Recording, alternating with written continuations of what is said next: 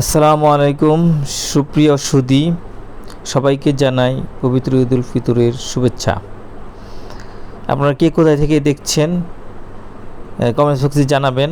আর এটা হচ্ছে আমাদের গাজীপুর জেলার শ্রীপুর উপজেলার কাউরাইত ইউনিয়নের বাপ্তা ঈদগাহ মাঠ।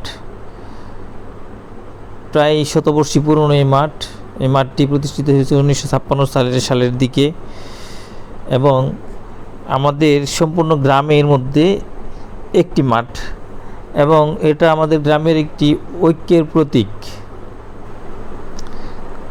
আমাদের গ্রামের সকল মানুষ এই মাঠটিতে এসে নামাজ পড়েই এবং এই দুইটা ঈদে, ঈদুল ফিতর এবং ঈদুল আজহায় গ্রামের প্রায় প্রত্যেকটা মানুষের সাথে দেখা সাক্ষাৎ হয়, কৌশল বিনিময় হয় এবং এটা খুবই আমাদের গ্রামের সবাই এটা যে আমাদের একটা মাঠ, সবাই এই মাঠে আসি, এটা আমাদেরকে একটা ঐতিহ্য মনে করে থাকি এবং সেই ঐতিহ্যের ধারাবাহিকতায় অনেক সময় এখান থেকে মাঠ ভেঙে অন্য জায়গায় আলাদা আলাদা মাঠ করার চিন্তা ভাবনা করা হয়েছে, কিন্তু আমাদের মুরব্বীদের ও ক্লান্ত প্রচেষ্টায় আমরা এখনও পর্যন্ত একটি মাঠে ঐক্যতানের সাথে ঈদের নামাজ আদায় করে থাকি।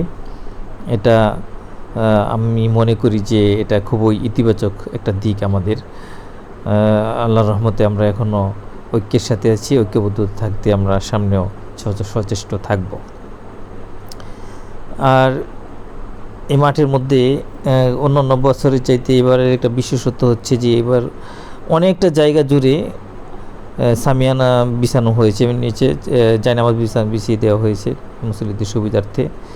আমাদের এখানের একজন সদস্য আছেন, মুসল্লি সদস্য জান্নাত সাহেব, উনি এই জায়নামাজগুলো দিচ্ছেন। আমাদের প্রত্যাশা থাকবে যে সামনের বছর সম্পূর্ণ মাঠের জায়নামাজ যেন ব্যবস্থা করা হয়। জান্নাত সাহেব, আমরা মনে করি যে উনি এটা দিতে পারবেন, ওনার সেই সক্ষমতা রয়েছে। আমরা প্রত্যাশা করব যে সামনের বছর সম্পূর্ণ মাঠটা জায়নামাজটা গিরিট দেওয়া হবে।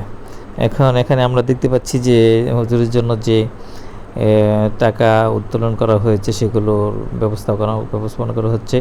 এবছর আমাদের একদল তরুণ স্বেচ্ছাসেবক, তারকাখচিত স্বেচ্ছাসেবক এখানে কাজে যুক্ত হয়েছেন।